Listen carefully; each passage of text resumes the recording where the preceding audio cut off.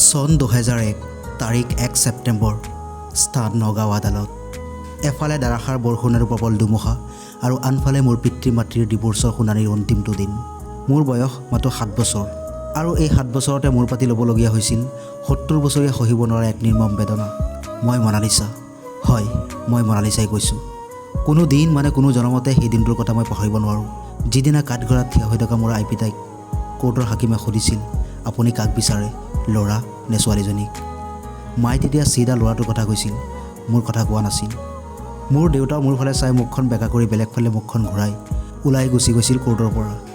কাৰণ দেউতাই হয়তো নতুন বিয়া পাতি নতুন সংসাৰ পতাৰ সপোন দেখিছিল। অযথা মোক লৈনো কিয় নতুন সংসাৰৰ বোজা বঢ়াব। কাঠৰ সেই বেঞ্চত বহি তেতিয়া হুক হুকাই কান্দিছিলোঁ, পিতৃহাৰা মাতৃহাৰা 7 বছৰীয়া মই হতবাকা মনালিছাই।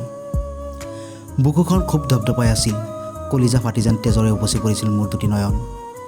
ঠিক মোৰ সেই নিষ্ঠুৰ কালখনত মোক সাৱটি লৈছিল সেই কোৰ্টৰে এজনী লেডি কনষ্টেবলে। আশ্ৰয় দিছিল তেখেতৰ ঘৰত, কিন্তু তেওঁৰ মাতাল স্বামীৰ লোলুপ দৃষ্টি পৰিছিল মোৰ ওপৰত। কিশোৰী আছিলোঁ, একো বুজি নাপালেও খুব বেয়া লাগিছিল লম্পটটোৱে দানৱৰ দৰে কৰা সেই আচৰণবোৰ। আৰু ৰাতি যেতিয়া আনটি ঘৰলৈ উভতি আহিছিল তেতিয়া মই চব খুলি কৈ দিছিলোঁ। মহিলাজনী দুশ্চিন্তাত পৰি গৈছিল।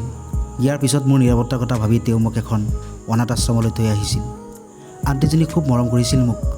মই লক্ষ্য কৰিছিলোঁ, মোক থৈ অহাৰ সময়ত দুহাতে মোক সাৱটি ধৰি যিমান কান্দিছিল তেনেকৈ স্বয়ং মোৰ মায়েও কোৰ্টত এৰি যোৱাৰ সময়ত কন্দা নাছিল।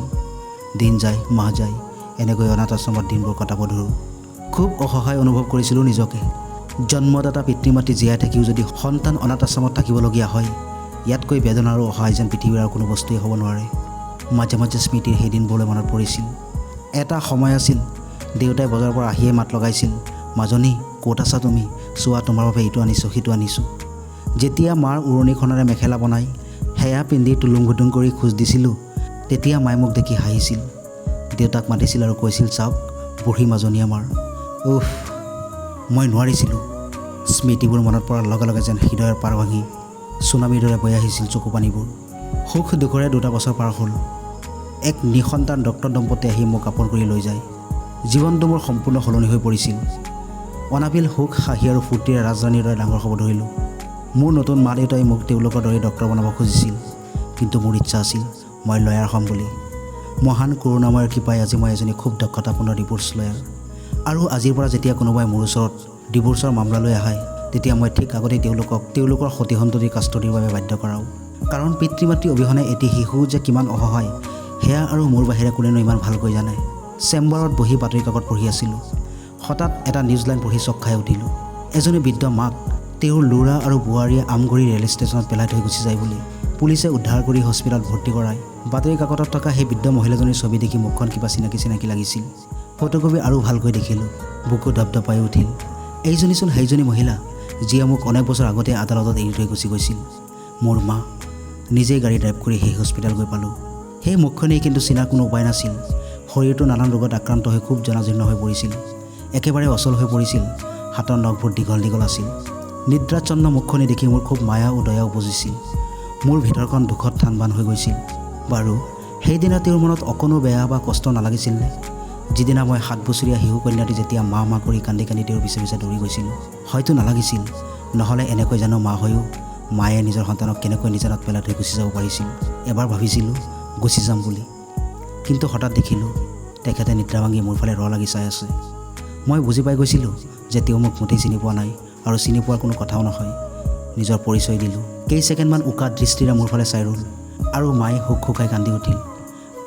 বাৰে বাৰে তেওঁ এই কাৰ্যৰ বাবে ক্ষমা খুজিব ধৰিলে। নাই, মোৰ মনে মানি নল'লে।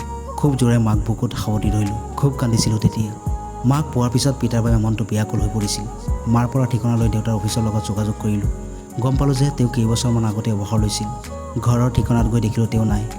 তেওঁৰ দ্বিতীয় পত্নী মোৰ মাহীমাৰ ল'ৰা ছোৱালীক সোধাৰ পিছত গম পালোঁ যে তেওঁ অৱসৰৰ কেইদিনমান পিছতেই তেওঁ পেৰালাইচিছ হৈ বিচনাত পৰি আছিল। তেওঁ হেনো অযথা ৰুম এখন দখল কৰি লেতেৰা কৰি পেলাইছিল। গতিকে বিৰক্ত হৈ ল'ৰা ছোৱালীবোৰে তেওঁক চৰকাৰী বৃদ্ধাশ্ৰমত থৈ আহিছিল। ঘৰখনত অযথা বোজা ৰাখি কি লাভ? তেওঁলোকৰ পৰা ঠিকনাটো লৈ বৃদ্ধাশ্ৰমলৈ গ'লোঁ। চিনি পোৱাটো বৰ টান আছিল। বিচনাখনত যেন এটা জীৱন্ত মৃতদেহ পৰি আছে। মই তেওঁৰ কাষত বহি তেওঁৰ হাতত ধৰিলোঁ। যেতিয়া তেওঁক নিজৰ পৰিচয় দিলোঁ, তেতিয়া তেওঁ মুখখন পিছফালে ঘূৰাই কান্দিবলৈ ধৰিলে। মোৰ মা দেউতা আৰু মই এতিয়া একেলগে একেখন ঘৰতে আছোঁ। তেওঁলোকে মোক হয়তো এৰি থৈ গুচি গৈছিল, কিন্তু মই যাব নোৱাৰিলোঁ। মোৰ মা দেউতা মোৰ বাবে যেন মোৰ দুটি সন্তান। বৰ্তমান মই মোৰ 24 ঘণ্টাৰ 4 ঘণ্টা সময় স্পেচিয়েলি তেওঁলোকৰ বাবে ব্যয় কৰোঁ। খুব যত্ন কৰোঁ। মা মানে মায়া, দেউতা মানে ভাল পোৱাৰ এখনি বিশাল আকাশ। ইমানখিনি হোৱাৰ পিছতো মই চব চম্ভালি লৈছোঁ। আৰে নাৰী হয় ভাই, পাৰি জানো এলাগি কৰিব। ল'ৰাক লৈ ফিতাহী মৰা পিতাইক লৈ উচৰ্গা কৰিলোঁ। মনত ৰাখিব, পুৰুষ যদি পৰিয়ালৰ মেৰুদণ্ড হয় তেন্তে নাৰী হৃদপিণ্ড, আৰু হৃদপিণ্ডহীন জীৱন মাথো জীৱাশ্ম।